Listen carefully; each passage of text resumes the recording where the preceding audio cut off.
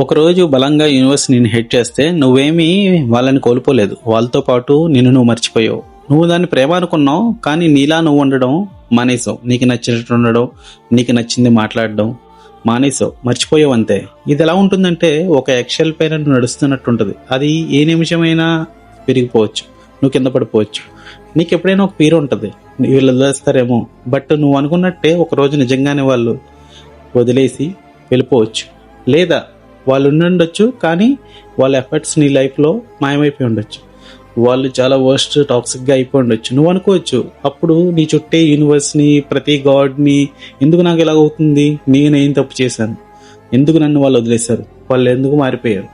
కానీ with the time నీకు అర్థమవుతుందా, నువ్వు ప్రశాంతంగా ఉన్నావు, హ్యాపీగా గట్టిగా నవ్వుతున్నావు, నీకు నచ్చినట్టు నీ డెసిషన్స్ చెప్తున్నావు. నువ్వు నీ లైఫ్ని మళ్ళీ ప్రశాంతంగా ఫీల్ అవ్వడం మొదలెట్టావు. ఏ మనిషి లేకపోతే నువ్వు ఉండలేవు, బ్రతకలేవు అని నువ్వు అనుకున్నావో, వాళ్ళు లేకుండానే నువ్వు చాలా ప్రశాంతంగా ఉండి చూపిస్తున్నావు. దెన్ నీకు అర్థమయ్యేది ఏంటో తెలుసా, నువ్వేమీ వాళ్ళని కోల్పోలేదు. కోల్పోయిన నీ వర్షన్ని తిరిగి తెచ్చుకో. ప్రేమంటే స్వేచ్ఛనిచ్చి ఆనందాన్ని ఇవ్వాలి తప్ప బంధించి బాధ పెట్టకూడదు. అర్థమైందా?